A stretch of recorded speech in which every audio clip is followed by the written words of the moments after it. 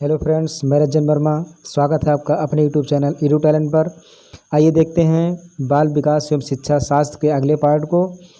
दोस्तों, हमने total 3 part upload कर दिए हैं। जा कर के प्लेलिस्ट में देख सकते हैं या फिर इसका लिंक डिस्क्रिप्शन बॉक्स में दे दिया जाएगा, उससे आप जा कर के तीनों पार्टों को देख सकते हैं। इसके बाद में भी और अलग अलग पार्ट आते रहेंगे। तब तक के लिए हमारे साथ बने रहिए। अगर क्वेश्चन पसंद आ रहा हो, समझ में आ रहा हो तो लाइक ज़रूर करें, और अगर अभी तक हमारे चैनल को आपने सब्सक्राइब नहीं किया है तो ज़रूर सब्सक्राइब कर लें, क्योंकि इसमें CDP से यानी कि बाल विकास एवं शिक्षा शास्त्र के भी प्रश्न होंगे। उसके बाद गणित के और भी जो पर्यावरण के होंगे, ये सब हम लाने वाले हैं एक एक करके सीरीज। पहले इसको ख़त्म कर दें, उसके बाद अगले वाले सीरीज़ को लेकर के आए। देखते हैं प्रश्नों को। इसमें जो पहला प्रश्न है हमारा, वो दिया हुआ है, विद्यार्थियों में समप्रत्यात्मक विकास को प्रोत्साहन देने के लिए निम्नलिखित में से कौन सी विधि सबसे प्रभावी है। समप्रत्यात्मक विकास को प्रोत्साहन देने के लिए कौन सी विधि सबसे प्रभावी है। तो समप्रत्यात्मक विकास का मतलब होता है सभी प्रकार से सीखने का आधार प्रत्यय। तो कौन सा विकल्प हो जाएगा, एक एक विकल्प को देखते हैं। पहला है विद्यार्थियों को बहुत से उदाहरण देना और उन्हें तर्क शक्ति का उपयोग करने के लिए प्रोत्साहित करना। इसमें देखा जाए तो पहला ही विकल्प एकदम सटीक आ रहा है।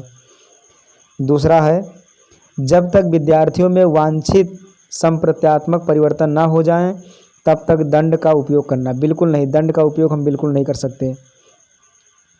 इसमें है पुराने प्रत्ययों के किसी संदर्भ के बिना नए प्रत्ययों को अपने आप समझा जाना चाहिए। बिल्कुल नहीं।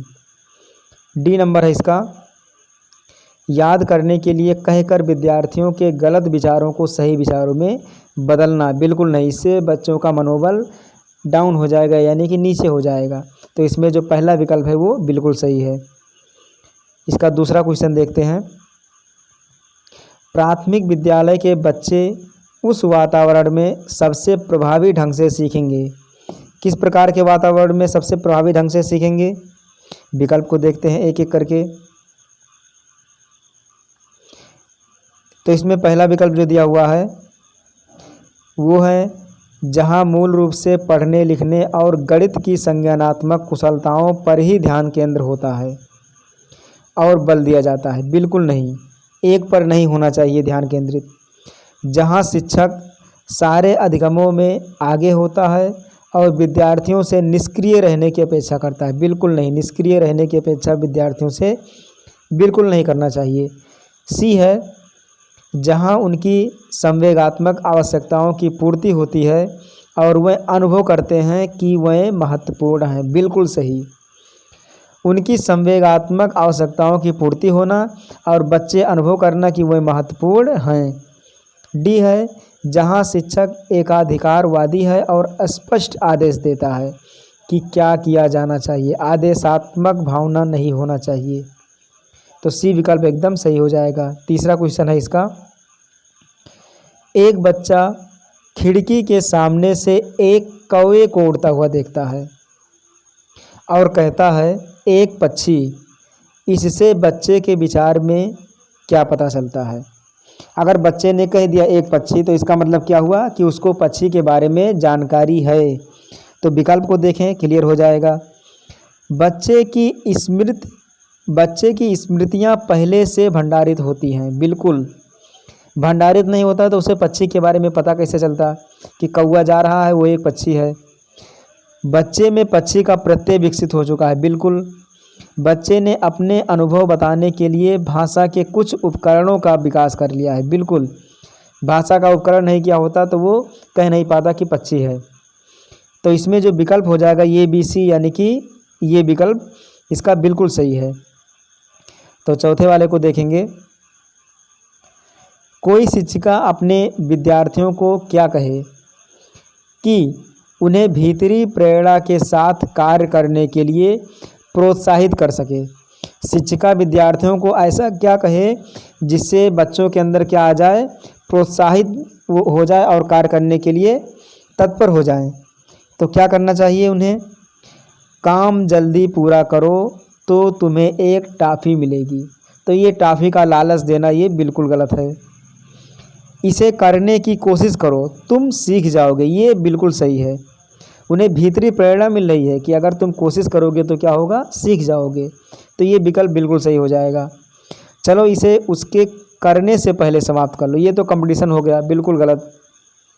तुम इसके जैसा क्यों नहीं हो सकते, देखो उसने इसे एकदम ठीक कर दिया। इसे ये तो हतोत्साहित करने के बराबर है। तो बी विकल्प एकदम सही हो जाएगा। कोई शिक्षिका अपने विद्यार्थियों को अध्ययन करने हेतु आंतरिक रूप से उत्प्रेरित करने के लिए कैसे प्रोत्साहित कर सकती है। सेम उसी तरह का ये भी क्वेश्चन है कि आंतरिक रूप से अगर उसे प्रोत्साहित करना है तो क्या करेगी वो शिक्षिका। तो विकल्प को देखेंगे, व्यक्तिगत लक्ष्य निर्धारित करने और उनमें निपुणता पाने में उन्हें मदद देकर। बिल्कुल सही। उनका एक लक्ष्य निर्धारित कर देंगे और निपुणता पाने के लिए उनकी मदद देंगे। तो वो क्या होगा, वो आंतरिक रूप से प्रेरित होगा बच्चा। साफ दिखाई पड़ने वाले इनाम देकर, जैसे टॉफी। बिल्कुल नहीं, ये तो पिछले वाले क्वेश्चन में भी था। उनमें चिंता और डर पैदा करके, डर नहीं पैदा करना है। प्रतियोगितात्मक परीक्षण से, कंपटीशन नहीं कराना है। तो छठवें वाले को देखेंगे, किसी प्रारंभिक कक्षा में प्रभावशाली शिक्षक का उद्देश्य विद्यार्थियों को उत्प्रेरित करना होगा। क्या होगा, विकल्प को देखेंगे, दंडात्मक उपायों का प्रयोग करके जिससे वह शिक्षक का सम्मान करे। दंडात्मक करेंगे तो सम्मान कभी नहीं करेंगे, बिल्कुल गलत। ऐसे काम करने के लिए जिससे परीक्षा के अंत में वह अच्छे अंक पा सकें। अंक पाने के लिए ऐसा कार्य नहीं करेंगे, बिल्कुल गलत। सीखने के लिए जिससे वह जिज्ञासु बने और सीखने के लिए ही सीखना पसंद करे। बिल्कुल सही। उनके अंदर इस तरह से करना चाहिए कि वो जिज्ञासु बन जाए और सीखने के लिए ही सीखना पसंद करने लगे। ये बिल्कुल सही है। रट कर याद करने के लिए जिससे वह प्रत्यास्मरण करने में अच्छे बने। बिल्कुल नहीं, रटना नहीं है, रटाना नहीं है, सिखाना है, उन्हें सीखना है बच्चों को।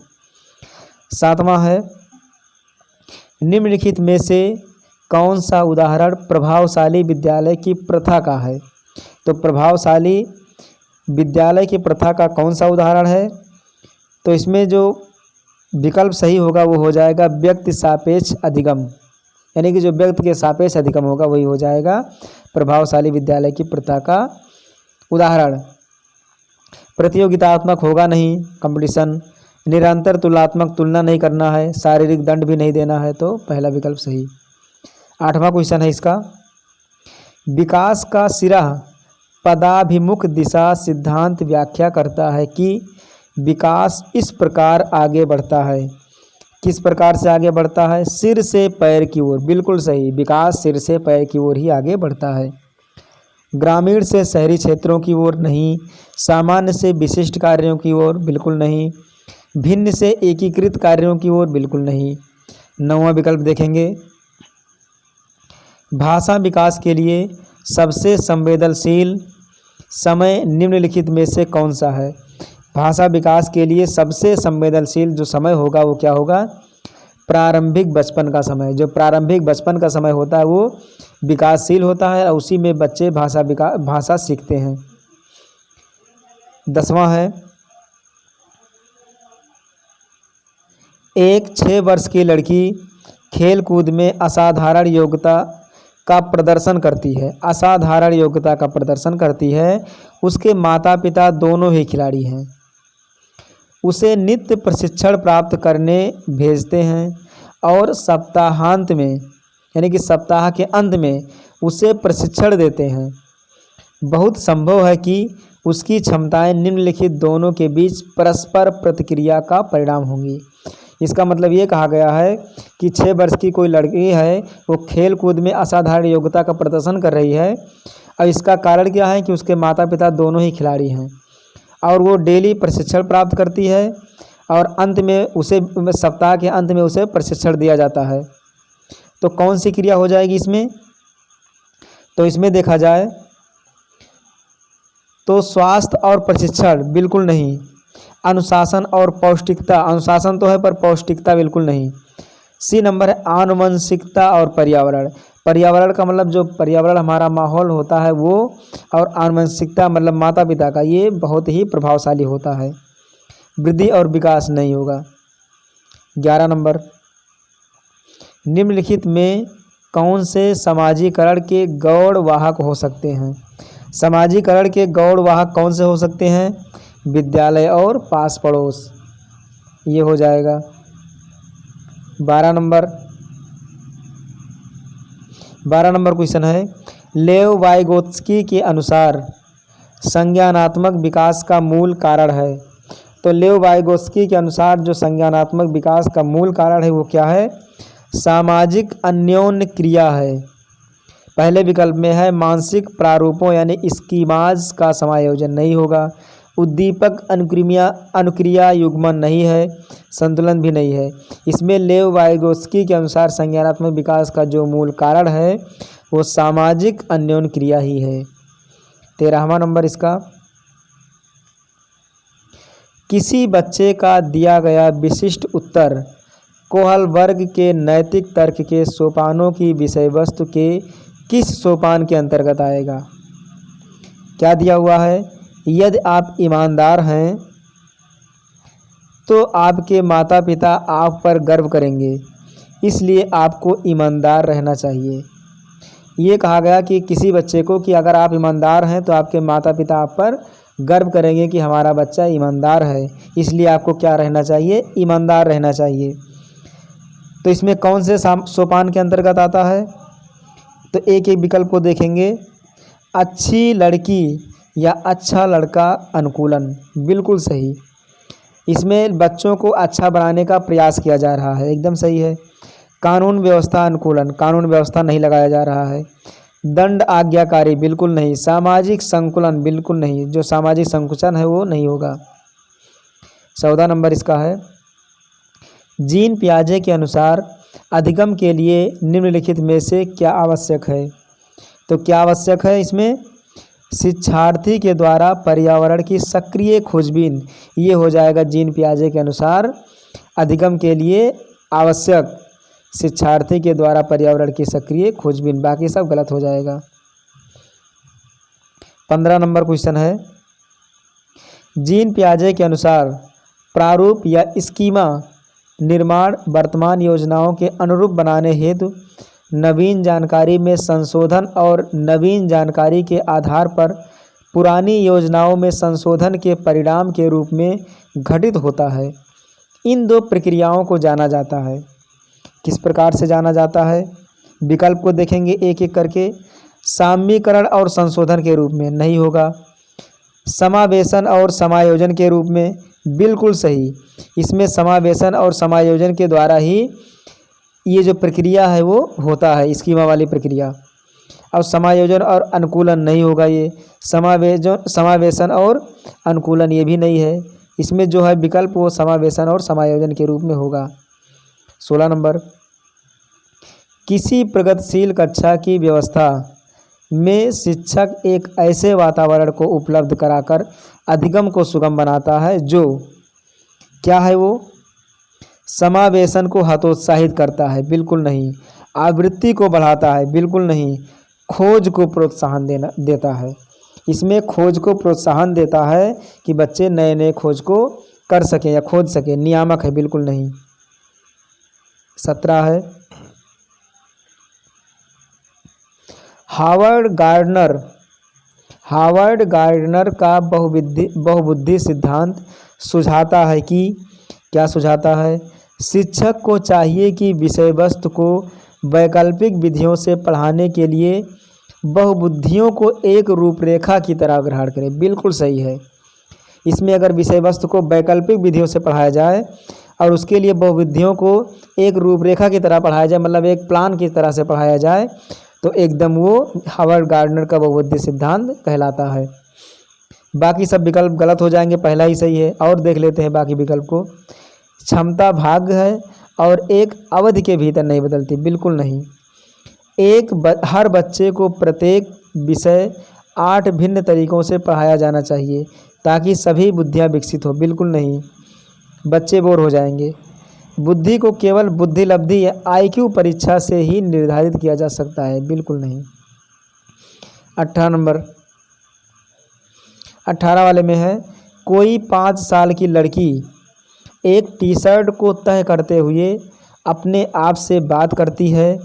लड़की द्वारा प्रदर्शित व्यवहार के संदर्भ में निम्नलिखित में से कौन सा कथन सही है? तो विकल्प को देखेंगे एक एक करके। जीन पियाजे इसकी व्याख्या सामाजिक अन्योन्य क्रिया के रूप में करेगा और लेव वाइगोत्स्की इसे खोजबीन मानेगा, बिल्कुल नहीं। इसमें बताना है कि किसका नियम सही है। जीन पियाजे और लेव वाइगोत्स्की इसकी व्याख्या बच्चे के द्वारा अपनी माँ के अनुसरण के रूप में करेंगे, बिल्कुल नहीं। जीन पियाजे और लेव वाइगोत्स्की इसकी व्याख्या बच्चे के विचारों की अहं केंद्रित प्रकृति के रूप में करेंगे, बिल्कुल नहीं। डी विकल्प है, जीन पियाजे इसे अहं केंद्रित भाषा कहेगा और लेव वाइगोत्स्की इसकी व्याख्या बच्चे के द्वारा निजी भाषा से अपनी क्रियाओं को नियमित करने के प्रयासों के रूप में करेगा। मतलब बच्चे ने ऐसा करने का प्रयास किया और अपने निजी भाषा का प्रयोग किया, तो ये विकल्प सही हो जाए। 19 है, लिंग है। जो लिंग भेदभाव ये सब क्या है? एक सामाजिक संरचना है, तो सामाजिक संरचना पर टिक कर देंगे। 20 नंबर है, लेव वाइगोत्स्की के समाज संरचना सिद्धांत में दृढ़ विश्वास रखने वाले शिक्षक के नाते आप अपने बच्चे के आकलन के लिए निम्नलिखित में से किस विधि को वरीयता देंगे? तो कौन से विधि को वरीयता देंगे हम? सहयोगी प्रोजेक्ट, मतलब एक सहयोग करके प्रोजेक्ट बनाना और उस पर अपना योगदान देना, बिल्कुल सही हो जाएगा। तथ्यों पर आधारित प्रत्यास्मरण के प्रश्न नहीं, याद करने वाला बिल्कुल नहीं होगा। वस्तुपरक बहुविकल्पी प्रकार के प्रश्न बिल्कुल नहीं। मानकीकृत परीक्षण बिल्कुल नहीं, सी विकल्प सही हो जाएगा। 21 है, अपनी कक्षा की वैयक्तिक विभिन्नताओं से निपटने के लिए शिक्षक को चाहिए कि क्या चाहिए? बच्चों से बातचीत करें और उनके दृष्टिकोण को महत्व दें, बिल्कुल सही है। जब बच्चों से बातचीत करेंगे तो उनके मनोभाव को समझ पाएंगे कि बच्चा क्या चाहता है या किस मानव दृष्टि का है या उसका माइंड किस तरह से है। विद्यार्थियों के लिए कठोर नियमों को लागू करके, बिल्कुल नहीं। शिक्षण और आकलन के समान और मानक तरीके हों, बिल्कुल नहीं। बच्चों को उनके अंकों के आधार पर अलग कर उनको नामित करें, नहीं, ऐसा नहीं करेंगे हम। 22 नंबर, आकलन उद्देश्यपूर्ण होता है यदि, आकलन उद्देश्यपूर्ण होता है यदि, विकल्प देखें। आकलन का मतलब जैसे बच्चों को आंकना, उनके बुद्धि को आंकना, अनुमान लगाना, यह केवल एक बार वर्ष के अंत में हो, हमेशा होना चाहिए ऐसा। विद्यार्थियों की उपलब्धियों में अंतर करने के लिए तुलनात्मक मूल्यांकन, तुलनात्मक करना मतलब हतोत्साहित करना, इससे विद्यार्थियों में भय और तनाव का संचार हो, बिल्कुल नहीं। इससे विद्यार्थियों और शिक्षकों को प्रतिपुष्टि या फीडबैक प्राप्त हो। अगर आकलन करेंगे तो इसका उद्देश्य क्या है? फीडबैक प्राप्त हो जाएगा इससे। 23 नंबर, राष्ट्रीय पाठचर्या की रूपरेखा NCF 2005 के अनुसार शिक्षक की भूमिका है। तो शिक्षक की भूमिका क्या है NCF 2005 के अनुसार? सुविधादाता। शिक्षक क्या है? एक सुविधादाता है, बच्चों को सुविधा प्रदान करता है। अगला क्वेश्चन 24, अनुसंधान सुझाते हैं कि एक विविध कक्षा में अपने विद्यार्थियों से शिक्षिका की अपेक्षाएं विद्यार्थियों के अधिगम क्या होगा के साथ संबंधित नहीं मानी जानी चाहिए, बिल्कुल गलत।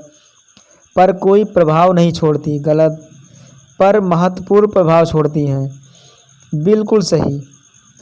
अनुसंधान हमें ये बताते हैं कि अगर कोई भी कक्षा है, कोई भी क्लास है, उसमें अपने विद्यार्थियों से शिक्षिकाओं की जो अपेक्षाएं होती हैं वो क्या होता है? विद्यार्थियों के अधिगम पर महत्वपूर्ण प्रभाव छोड़ती हैं, मतलब विद्यार्थियों पर एक प्रभाव पड़ता है शिक्षक का।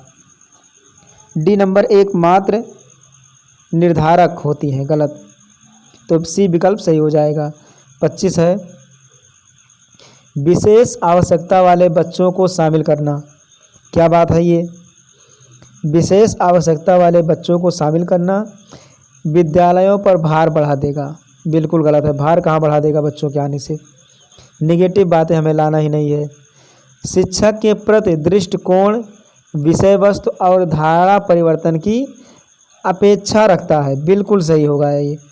एक काल्पनिक लक्ष्य, बिल्कुल नहीं। जिनमें अक्षमता ना हो उन बच्चों के लिए हानिकारक है, ऐसा नहीं होना चाहिए, लाभदायक सब में होना चाहिए। 26 नंबर है, विविध प्रकार की सामाजिक, आर्थिक और सांस्कृतिक पृष्ठभूमि के बच्चों से युक्त कक्षा सभी विद्यार्थियों के अधिगम अनुभवों को बढ़ाती है। यह कथन है। तो यह कथन क्या है, कैसे पता चलेगा? विकल्प को देखेंगे एक एक करके। सही है, क्योंकि इससे कक्षा अधिक श्रेणीबद्ध दिखाई देती है। ये गलत हो जाएगा। गलत है क्योंकि यह अनावश्यक स्पर्धा की ओर ले जाता है। निगेटिव नहीं लाना है हमें। गलत क्योंकि यह बच्चों के लिए दुविधा उत्पन्न कर सकता है और वह स्वयं को अलग थलग महसूस कर सकते हैं। ये अलग थलग महसूस करना मतलब क्या हो जाएगा? दुविधा उत्पन्न करना मतलब निगेटिव सोचना, बिल्कुल नहीं। सही होगा क्योंकि बच्चे अपने साथियों के से अनेक कौशल सीखते हैं। बिल्कुल सही हो जाएगा। प्रश्न का मतलब है, प्रश्न में जो कहा है कि विविध प्रकार की सामाजिक, आर्थिक और सांस्कृतिक पृष्ठभूमि के बच्चों से युक्त कक्षा जो होगा, यानी जिस कक्षा में सभी प्रकार के बच्चे होंगे उनमें क्या होगा? बच्चे अपने साथियों से अनेक अनेक कौशल सीख जाएंगे। कोई कुछ जानता है तो कोई कुछ जानता है, सबसे एक दूसरे से परिचित हो जाएंगे और एक दूसरे के कौशलों को वो सीख जाएंगे। तो डी विकल्प एकदम सही हो जाएगा। 27 नंबर है, सुनने में असमर्थ बच्चा। सुनने में असमर्थ बच्चा क्या होता है? विकल्प देखेंगे। नियमित विद्यालय में बहुत अच्छा कर सकता है यदि उसे उपयुक्त सुविधा और साधन उपलब्ध कराए जाएं। जो सुनने में असमर्थ बच्चा है, अगर उसे विद्यालय में उपयुक्त सुविधा मिल जाए, बढ़िया साधन मिल जाए, तो वो बहुत ही अच्छा कर सकता है। तो ये विकल्प सही होना चाहिए, परंतु और विकल्पों को देख लें। नियमित विद्यालय में अपने सहपाठियों के समान कभी प्रदर्शन नहीं कर सकेगा। माइनस, निगेटिव पॉइंट बिल्कुल नहीं लाना है। सी वाले विकल्प को देखेंगे। श्रवण असमर्थता वाले बच्चों के विद्यालय में ही भेजा जाना चाहिए, नियमित विद्यालय में नहीं। बिल्कुल नहीं, उनको सभी बच्चों के साथ में बैठाना है क्योंकि इससे भेदभाव कम हो जाएगा। डी नंबर, केवल अकादमिक शिक्षा से लाभ नहीं उठा पाएगा, उसे उसके स्थान पर व्यावसायिक शिक्षा दी जानी चाहिए। कोई ज़रूरी नहीं है। अगर पॉजिटिव रूप से सोचा जाए तो जो पहला विकल्प था ये वाला, वो बिल्कुल सही था। 28 नंबर, निम्नलिखित में से कौन सी विशेषता प्रतिभावान शिक्षार्थी की है? तो प्रतिभावान शिक्षार्थी की कौन सी विशेषता है? विकल्प को देखेंगे एक एक करके। वह बहुत ही तुनक मिजाज होता है। जो प्रतिभावान विद्यार्थी शिक्षार्थी होता है वो बहुत ही तुनक मिजाज का होता है। बिल्कुल नहीं, ऐसा बच्चे नहीं होते हैं जो प्रतिभावान होते हैं। वह रस्मी व्यवहार करता है, जैसे हाथ थपथपाना, डोलना आदि। ऐसा व्यवहार, खराब व्यवहार नहीं करेंगे वो। वह आक्रामक और कुंठित हो जाता है। बिल्कुल ऐसा व्यवहार नहीं करेंगे बच्चे जो विशेष प्रतिभावान वाले होते हैं। यदि कक्षा की गतिविधियां अधिक चुनौतीपूर्ण नहीं होती हैं तो वह कम प्रेरित अनुभव करता है और ऊब जाता है। मतलब बच्चे का ज्ञान जिस लेवल से है उसी लेवल से अगर ज्ञान उसे मिलेगा तो क्या हो जाएगा, उसे अधिक प्रेरणा मिलेगी और कार्य करने में रुचि उत्पन्न करेगा, यानी कि पढ़ने में रुचि उत्पन्न करेगा। लेकिन यहाँ क्या है, विशेष प्रतिभावान शिक्षार्थी अगर गतिविधि बढ़िया से नहीं होगा, यानी कि चुनौतीपूर्ण उसकी पूरी गतिविधि नहीं है, तो क्या हो जाएगा, वो कम प्रेरित अनुभव करेगा और ऊब जाएगा वो। 29 नंबर, एक शिक्षिका अपनी प्राथमिक कक्षा में प्रभावी अधिगम को बढ़ा सकती हैं। कैसे? अपने विद्यार्थियों में प्रतियोगितात्मक को प्रोत्साहन देकर नहीं होगा। प्रतियोगितात्मक कंपटीशन करा के ऐसा नहीं करेंगे। विषय वस्तु को विद्यार्थियों के जीवन के साथ संबंधित करके। बिल्कुल सही। जो विषय वस्तु हमारा है, बच्चों का जो विषय वस्तु रहेगा, अगर उनको उनके जीवन से संबंधित कर देंगे तो बच्चे सीखने में ज़्यादा रुचि लेंगे। अधिगम में छोटी छोटी उपलब्धियों के लिए पुरस्कार देकर, बिल्कुल नहीं। ड्रिल और अभ्यास के द्वारा ये ऐसा नहीं करेंगे। 30 नंबर है, बच्चों के बारे में निम्नलिखित कथनों में से कौन से कथन सही है। देखेंगे कौन सा सही है। बच्चे जानकारी के निष्क्रिय प्राप्त करता है, बिल्कुल नहीं, निष्क्रिय कहाँ हो जाएंगे। बच्चे समस्या समाधान करता है, बिल्कुल सही, समस्या समाधान करता तो होते ही हैं बच्चे। बच्चे वैज्ञानिक शोध करता है, बिल्कुल हैं। बच्चे पर्यावरण के सक्रिय अन्वेषक भी हैं, बिल्कुल सही। तो BCD यानी कि विकल्प डी वाला एकदम सही हो जाएगा।